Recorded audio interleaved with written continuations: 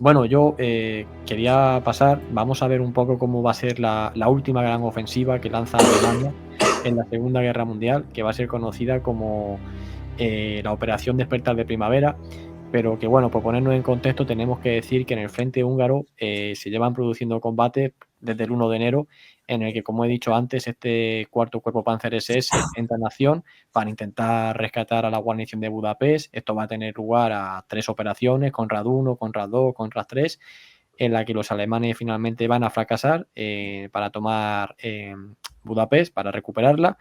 Y ya de cara a marzo, de cara a principios de marzo, ya los alemanes no van a atacar, por así decirlo, como a medio gas, que se ha estado atacando con el cuarto cuerpo Panzer SS y alguna unidad más, sino que ya han llegado todos los refuerzos que tenían que llegar, en el que se incluye al sexto ejército Panzer SS, que acaba de llegar de las Ardenas, ya con todas las divisiones que faltaban de élite de la Waffen SS, que por cierto, esto es un tema muy, muy interesante que nos podemos detener mínimamente.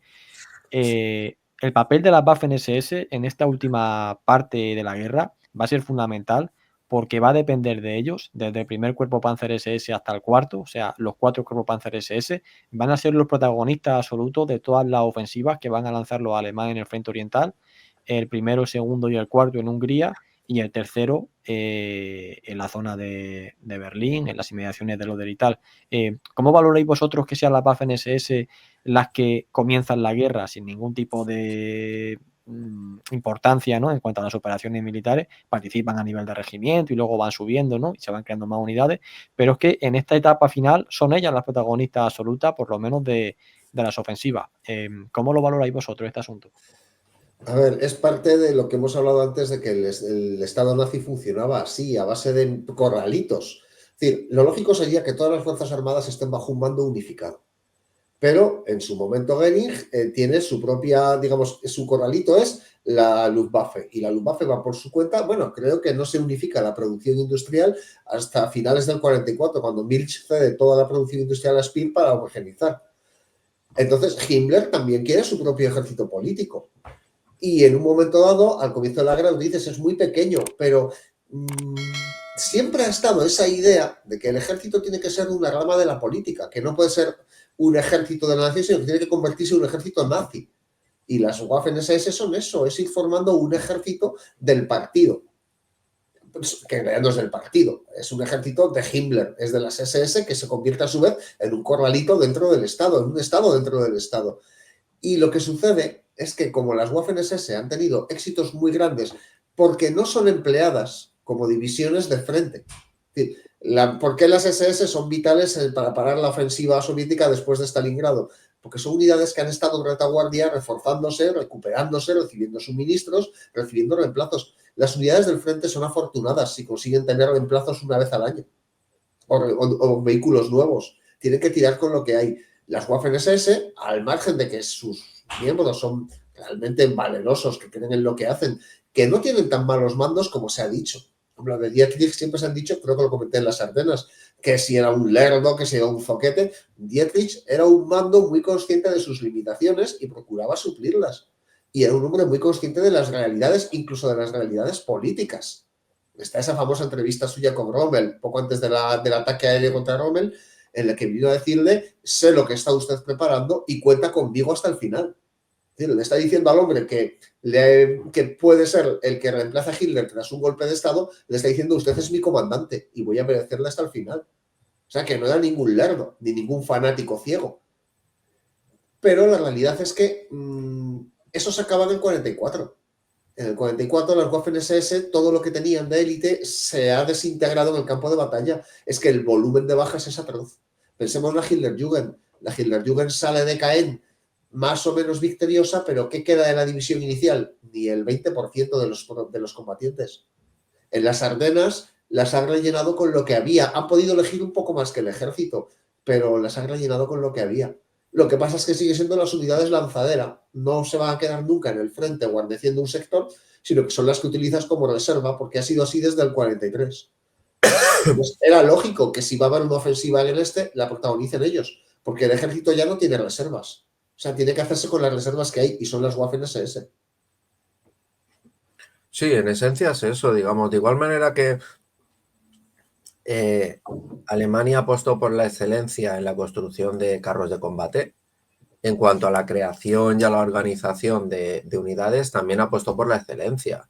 Unidades de élite.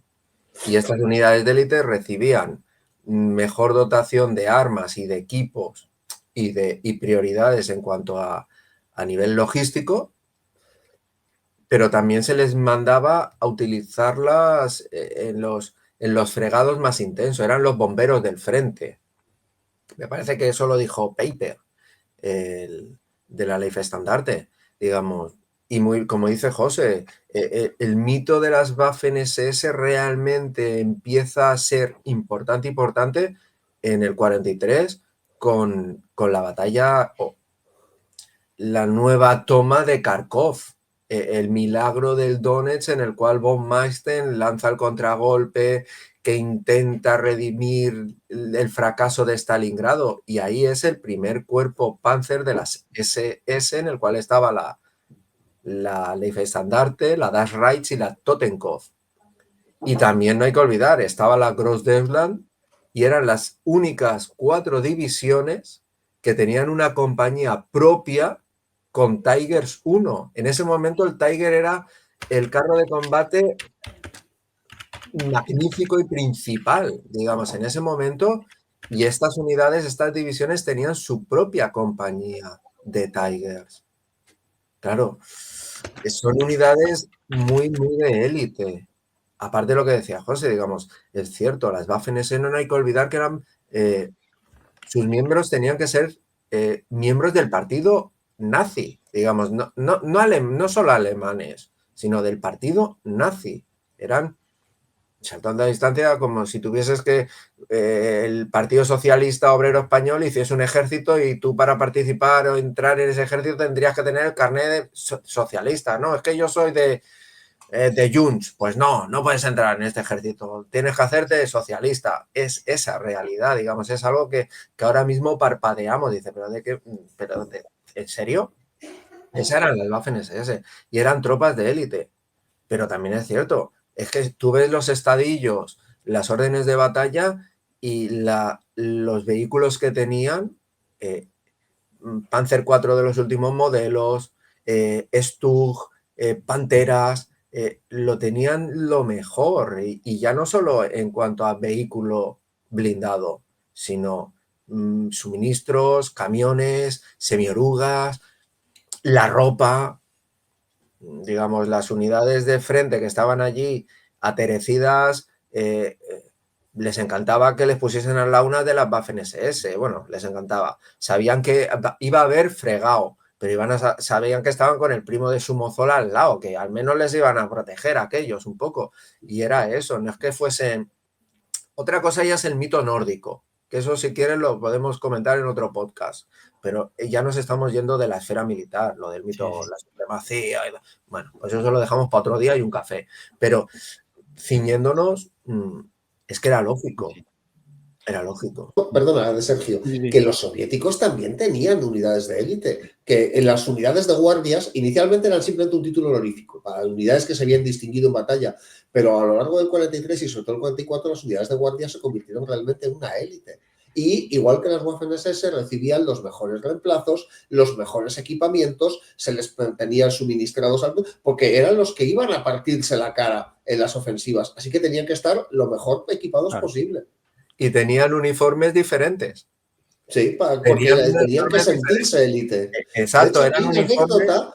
Hay una anécdota de un oficial de las Waffen-SS que es capturado por unidades de guardias y piensa que le van a fusilar y el oficial al mando le dice, no, tranquilo, usted no corre peligro, ustedes son como nosotros somos los Waffen de la Unión Soviética. Efectivamente. Es de reconocerse como somos los que tenemos que lidiar con todo. Sí, efectivamente. No, aquí lo que está claro, como habéis dicho, es que ya estas unidades principalmente, bueno, ya empieza antes, ¿no? Pero sobre todo va a tener su punto de inflexión, yo creo, en esta tercera batalla de Kharkov, ¿no? En esta contraofensiva de Manstein, en el que al fin y al cabo son unidades, no todas, las de las Waffen-SS, porque va a haber hasta 30 y tantas divisiones de las Waffen-SS, pero estamos hablando de las principales a las que se les se le envía, se le va dopando, por así decirlo, con más material, con más equipamiento, con buenos reemplazos y demás, y al final obviamente son tropas que ya van a quedar como, bueno, pues para un papel de choque, para un papel de decir, oye, está pasando tal cosa en tal sitio, ¿a quién mandamos? Pues obviamente no vas a mandar una unidad que no está preparada a esta unidad, que la tenemos ya preparada para entrar en combate y que tiene una capacidad combativa muy por encima de las demás. Entonces, claro, es lógico y normal que al final se empleen estas unidades para esta ofensiva. Y luego también hay un componente que Hitler hacía hincapié ideológico en el que decía, bueno, ahora mismo la situación cada vez es más difícil y lo que se necesita es una tropa que esté convencida, por así decirlo, de que todavía es posible la victoria y que esté más comprometida con nosotros, ¿no? Con el gobierno, ¿no? Entonces, obviamente, por lo que acabáis de comentar, las Waffen-SS van a ser el candidato perfecto para cumplir este tipo de misiones. El lema de las Waffen-SS, y siento interrumpirte, Sergio, Sí, sí. el lema era mi honor es mi fidelidad. Eso eran los fieles de los fieles. Y es cierto, dentro de las divisiones Waffen-SS había de diferentes categorías y no quiero decir mejores o peores, única y exclusivamente que tenían mejor equipo y otras que tenían peor equipo. Ya está, es básicamente eso. Sí, no, claro, no es lo mismo la división Listandarte, la división por excelencia, ¿no? Que yo qué sé, que la división Norland o Langemark o las que se crean ya al final, esta de 30 de junio, perdón, 30 de enero, cosas así de este tipo. O sea, pero bueno, no, yo lo digo porque, claro, porque hay mucha gente que a lo mejor no sabe del tema y que solo con ver Waffen-SS ya se cree que es una unidad súper de élite y tal. No, al final, No. unidades de élite son precisamente las que van a estar aquí concentradas en esta ofensiva del lago Balatón, en la que se reúne todo. O sea, se reúne a la Listandarte y a la Hitlerjugend en el primer cuerpo Panzer, a la Das Reich y la Hohenstaufen en el segundo, y luego tenemos al cuarto cuerpo Panzer SS con la Totenkopf y la Viking que va a cubrir el flanco. Entonces, esta ofensiva, precisamente la Despertar de Primavera, se ha llegado a titular o a conocer como el segundo Kursk. Porque es que cuando te pones a ver los números de la batalla, ¿no? Los números de las unidades, de los carros de combate, que me parece que aproximadamente los alemanes van a juntar casi 900 carros de combate o incluso más, ¿no? Aquí ya entran en lo que estaban operativos, en el taller y tal, pero más o menos unos 900 carros de combate operativos que van a reunir para esta gran ofensiva que se asemeja, ¿no? Un poco a Kursk y que luego también va a ser muy parecida a Kursk porque los alemanes, ahora voy a poner el mapa, se lanzan precisamente entre el lago Valencia y el lago Balatón, que era una zona que ya había sido prevista porque los soviéticos se habían detectado el ataque, al igual que en Kursk, que sabían que iban a atacar por ahí, y ya tenían un montón de anillos defensivos preparados, ¿no? Para absorber el avance alemán, y luego también, al igual que en Kursk, ¿no? Que estaban preparando de que los alemanes se metieran a iniciar su ofensiva para luego golpearles por la espalda, ¿no? Por el saliente de Orel y por la cuenca del Donetsk. Aquí los rusos van a hacer exactamente lo mismo. Van a esperar a que los alemanes se desangren contra este muro que ellos han creado para luego atacarle por la retaguardia e intentar cercarlos contra el lago Balatón. O sea que es una ofensiva muy, muy parecida. ¿Vosotros, en vuestra opinión, entendéis que los alemanes juntasen a todo lo mejor que le quedaba y lo lanzasen aquí, en esta batalla? ¿O cuál es vuestra lectura? A ver, está la excusa que da Hitler del petróleo. Luego está Sí. otras fantasías que se le ocurren en plan de que demostraremos que no estamos vencidos y el frente soviético se hundirá y reviraremos Budapest y avanzaremos hacia el este y habrá un levantamiento general de las poblaciones que están sufriendo el yugo soviético. Fantasías. Yo tengo la extraña impresión de que uno de los motivos reales es que Hitler es austriaco. Y por más que él se considere el rey, en el fondo la idea de que entren en Viena y la arrasen, de que lleguen a Linz, de que no puede permitirlo. Y por eso se preocupa más de defender Austria que de defender la Alemania. Y lanza todos sus esfuerzos ahí, porque si no, no le ve un sentido lógico, porque todo eso que decía podría haber pasado lo mismo si consigue repeler la ofensiva sobre el Vístula. Hubiera sido mucho más eficaz en ese sentido. Pero es ese concepto de también el oportunismo, el hacer la jugada inesperada, ya, pero es que la jugada inesperada hay que hacerla con un resultado tangible. Precisamente en los diarios de Goebbels se entrevista antes de la batalla con Dietrich, que debía estar el otro pensando, ¿y por qué cojones tengo que ir a ver a este merluzo? ¿Y por qué tengo que darle parte a este señor que no entiende de nada? Y en sus comentarios dice, es un derrotista, no es capaz de ver la grandeza de la visión estratégica del Führer, y luego ves los análisis que hace él del avance y dices, es que se está hasta mintiendo a sí mismo. O sea, Goebbels, tú lees sus diarios del avance y cuenta cosas, se han liberado otras 2 ciudades. ¿Qué ciudades? ¿Dónde ves tú ahí ciudades que hayan sido liberadas? Como mucho habrán entrado en un pueblecito. Pero él mismo se está mintiendo a sí mismo en sus diarios. Entonces, no tiene ningún sentido ni militar ni político, pero en la cabeza del Führer sí lo tiene. Entonces, sus razones tendría, pero no son razones lógicas.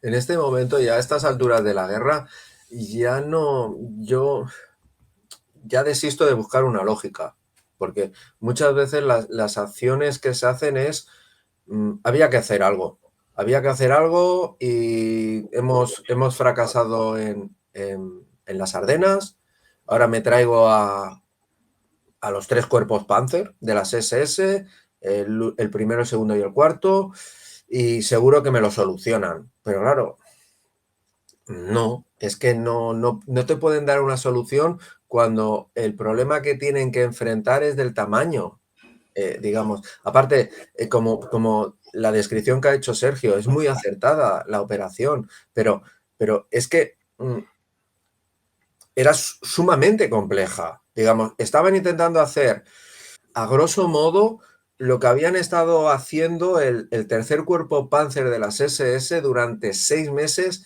en Narva, utilizando el escudo del lago Peipus para intentar reducir la superioridad numérica de los rusos, ¿vale? Haciendo que se concentrasen entrando solo por la zona del estrecho de Narva, por así decirlo, el que hay entre la desembocadura donde desagua, de donde sale el río Narva en el Báltico, concentrándolos ahí, donde ahí estaba desplegado el tercer cuerpo Panzer de Steiner y los había aguantado durante 6 meses a unidades muy, muy superiores.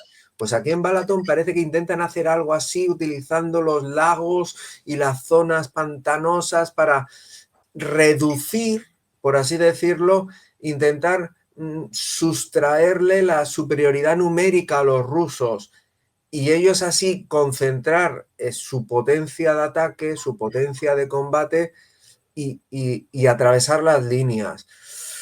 Bueno, te lo puedo comprar, pero ahí necesitas una operación muy bien coordinada, necesitas unos mandos bien sincronizados, necesitas unas tropas experimentadas y que te respondan, unas tropas descansadas y sobre todo necesitas recursos, necesitas gasolina, porque vas a gastar mucha gasolina, porque tú lo que quieres es velocidad, lo que quieres es movimiento rápido.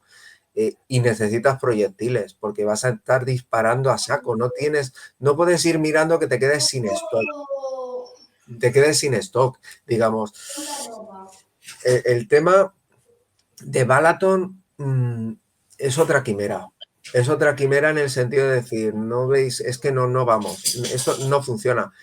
No sé si lo que decía José, en la reunión, no sé si fue con Goebbels o a posteriori cuando Dietrich le dice, ¿sabes por qué mi ejército es el 6º ejército Panzer? Y el otro, no, pues no, dice, porque solo tengo 6 Panzers. Y esa era la realidad. El 6º ejército Panzer era algo muy, muy grandilocuente. La cantidad de vehículos que tenían realmente operativos en todo el grupo de ejércitos sur había menos de 800 blindados operativos en esas fechas y ellos estaban desplegando menos de 400 Panzers y Stuck operativos. Es cierto que los rusos en ese momento, como lo habían apostado todo en el Vístula y el avance a Berlín, tampoco es que tuviesen gran cantidad de carros de combate, digamos, era casi una paridad, pero a la operación de Balaton le faltaba creatividad y sobre todo faltaba estamina o le faltaba ilusión a la tropa alemana. Estaban quemados y en un momento, has dicho tú lo de Steiner, se planteaban, pero realmente me quedo con tu frase, que ya sé que lo has comentado tú, que no es algo fidedigno, pero ¿qué hacemos? ¿Qué estamos pintando aquí? Si nos están atacando en Berlín, ¿qué pintamos aquí en Hungría? ¿Por qué no nos vamos a Oder? ¿Por qué no nos vamos a frenarlos en Pomerania? Si están atacando nuestra casa arriba, ¿qué pintamos nosotros aquí? Porque esas unidades de las Waffen-SS eran germánicas, salvo la Das Reich, que me parece que en origen eran voluntarios austriacos, el resto eran casi todos, en origen las divisiones eran alemanas, no eran Volksdeutschland, como decían ellos, nacionalizados. ¿Qué pintaban allí? No pintaban nada. Sí, sí. De hecho, Guderian quería que se trasladase el sexto ejército Panzer SS, lo quería en Berlín, para participar en otra, bueno, iba a decir gran ofensiva, finalmente no lo fue, pero para hacer un ataque en pinzas sobre la vanguardia de Zhukov, que va a ser conocida como la Operación Solsticio, es lo que quería Guderian, pero Hitler lo rechazó y dijo que no, que había que ir a Hungría y tal. Y entonces el plan, totalmente irreal, el plan va a ser, aquí con las flechas amarillas más oscuras, digamos, es el plan, ¿no? O sea, es lanzarse, hacer pedazos al tercer frente ucraniano, conquistar, asegurar toda la ribera del Danubio, luego subir hacia Budapest, y una vez que todo esto se asegure, entonces se trasladarían a Berlín. Pero claro, al final la ofensiva fue un fracaso total. Solo avanza la Luftwaffe y la Hitlerjugend, y todo lo demás al norte se queda estancado, bloqueado, precisamente contra todos estos muros que los soviéticos habían construido, sistemas de defensa, todo preparado con un montón de antitanques, minado, y por ahí no se puede pasar. Además, estamos hablando de marzo, el terreno con barro, que no es el más apropiado para que avancen los carros de combate, y precisamente en el momento de mayor debilidad alemana, los soviéticos se van a lanzar por aquí en esta zona, entre el lago Valencia y las montañas Vertes, precisamente, claro, una maniobra completamente preparada para ir al sur y para embolsar todo, que los alemanes van a poder escapar con mucha dificultad, pero nada, aquí se desangra todo el poder ofensivo que le queda a Alemania. Y luego también quiero hacer un pequeño inciso sobre las Waffen-SS, que precisamente todas estas unidades que participan son unidades que en primer lugar fueron despedazadas en Normandía. Se tuvieron que recomponer a toda velocidad para participar en las Ardenas. En las Ardenas fueron también completamente diezmadas después de un montón de semanas de combate. Y luego se tienen que volver a reconstituir por el camino, mientras viajan desde las Ardenas, pasando por Múnich a esta zona, se tienen que recomponer por el camino para volver a participar en otra ofensiva. Entonces, claro, lo comentaba Juan, creo, la moral, ¿cómo va a estar la moral, no? Si es que vienen después de dos mazazos y después de perder veteranos y que te rellenen la unidad, ¿no? Con tropas principalmente de la Luftwaffe y de la Kriegsmarine, sin experiencia, sin espíritu de cuerpo y sin nada, ¿no? Y has mencionado el barro, pero es que hay que explicar qué barro estamos hablando. Eso es una zona pantanosa. O sea, no es el barro de que ha llovido y había algo de tierracilla y se ha montado. Es que cuando acabó la batalla, los soviéticos desenterraron, tuvieron que usar bulldozers para desenterrar algunos Panzer. O sea, si un carro de combate se hundía hasta casi el anillo de la torre, imagínate lo que era para los que tenían que ir andando. O sea, ya no es solo la desesperación de decir, pero ¿dónde nos han metido? El agotamiento físico. Es que luego para la retirada, es ahí cuando dijo Dietrich lo de los 6 Panthers, de la retirada, porque todo se quedó en el barro y la gente tuvo que retirarse andando por ese barro. Y aún así lograron salir, pero ya sin nada. Entonces cuando dicen el sexto ejército Panzer te defenderá la frontera de Austria, y dices, ¿con qué? ¿Con qué? Si no hemos logrado sacar nada más que los hombres que han conseguido salir.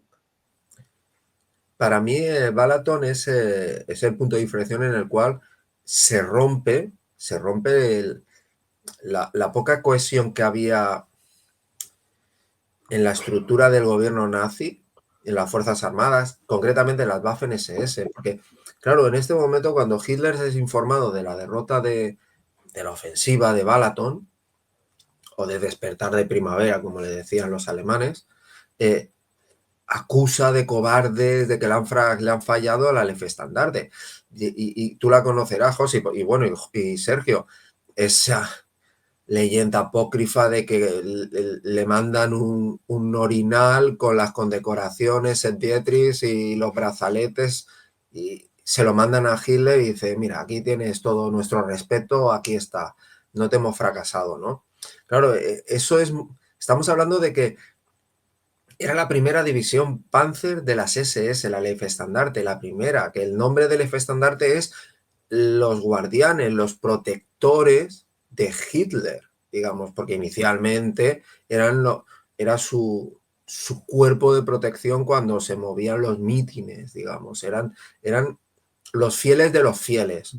Claro, que en el 45 él acuse a los suyos de cobardes, de traidores, y que estos, en vez de callar y apretar los dientes, no, le repliquen y le hagan ese desprecio, para mí es un signo inequívoco de que ya estaba todo perdido, ya no se podía contar con nada, digamos. En ese momento, si ya te falla las Waffen-SS, te ha fallado todo. De hecho, ya en ese momento Himmler ya estaba en contactos a través de su masajista con la Cruz Roja Internacional para intentar llegar a un acuerdo o a un armisticio por encima de Hitler. Digamos, estaba el propio Himmler, el líder de las Waffen, o de las SS, mejor dicho, el líder de las SS, estaba intentándole hacerle el salto al Führer. El Führer que llamaba a Himmler su San Ignacio de Loyola porque era su más fiel, ya era del único que se fiaba, digamos. Aquí hay una descomposición total. ¿Y qué hace? ¿Cómo reacciona Hitler? Se mete en su búnker y se aísla. Se aísla y monta su propio circo allí, que era, por las descripciones que hay de el libro este del historiador inglés, Trevor Roper, lo leí hace tiempo, los últimos días de Berlín, los últimos días de Hitler, aquello era un frenopático. En lo que era el búnker era un frenopático, digamos, era una burbuja de su propia realidad donde ellos hacían sus quimeras y no querían escuchar nada que les pinchase el globo. Y es donde empieza a forjarse, digamos. Balaton fue el final. Fue el final total. Después, a partir de ahí, los tres cuerpos se retiran y van a lo que decía José. ¿Hacia dónde van? Hacia Viena. A intentar frenar el avance ruso a Viena, pero es que es imparable. Es que no tienen nada con qué pararlo. Ahí además, por cierto, si mal no recuerdo, cuando Hitler monta en COI y les llama cobardes, incluso Goering defiende a las Waffen-SS y dice que lo han dado todo, que no se les puede llamar cobardes. Hasta Hitler, que es un lameculos, dice, pues para quitarles las condecoraciones voy a tener que ir a desenterrarlos porque están todos en el barro. O sea, ya hasta le replican sus lameculos. Sí, claro, es que ya había perdido todo. A ver, se monta lo ha dicho Sergio, me ha gustado la frase al principio. Ahora pinchaba solo banderitas de ejércitos en el mapa, pero esa banderita no tenía un sustrato real, no había nada. Y ya lo último, no sé si nos dará tiempo, es cuando intenta hacer aquel super cerco con Steiner por el norte, Buse por el sur, para a todas las tropas rusas y aniquilarlas en Berlín para después saltar y recuperar.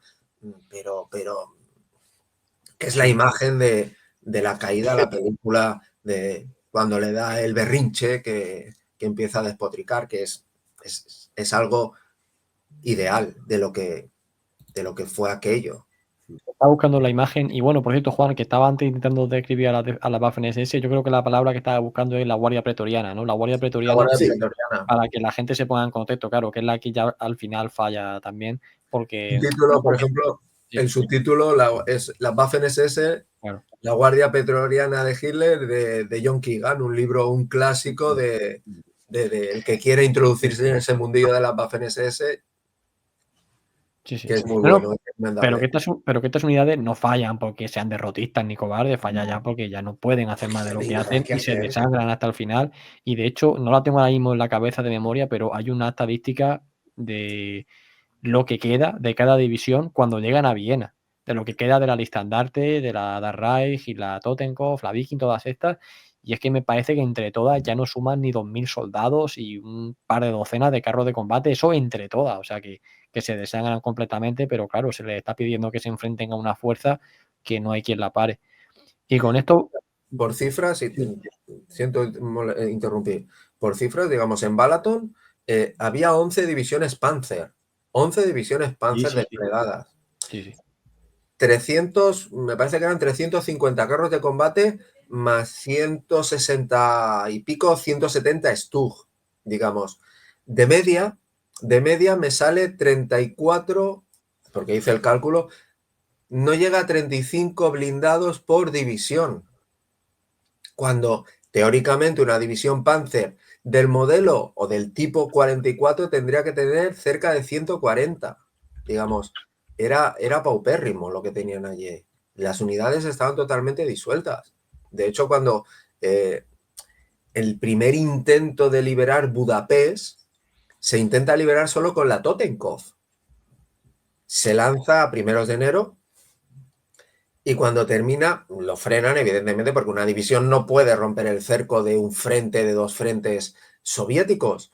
Cuando termina, la Totenkopf ha quedado al 50% de fuerzas de blindadas, de tropa, digamos, la han destrozado, porque está Conrad 1, Conrad 2, hasta que se intenta el Conrad 3. En todos estos momentos, la Totenkopf está en primera línea combatiendo. Y después la volvemos a encontrar en Balaton. La Totenkopf no ha recuperado.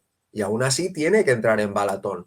De igual manera que la Leifstandarte, la Das Reich, la Hitlerjugend no se han recuperado de las Ardenas y aún así tienen que entrar. Claro, cuando esas unidades llegan, lo que decías tú, llegan a Viena, no es que lleguen a la mitad, posiblemente llegan a la mitad de la mitad, digamos.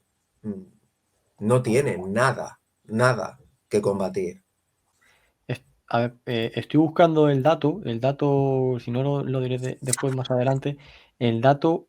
Ah, mira, ya lo he encontrado.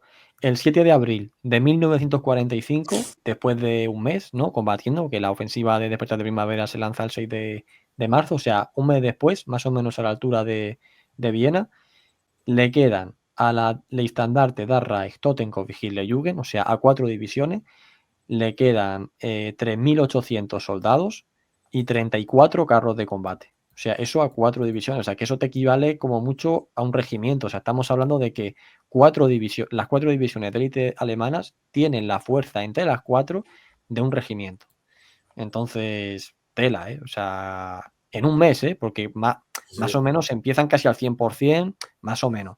O un 80%, pero es que pasan de eso a en un mes a quedar completamente mermadas.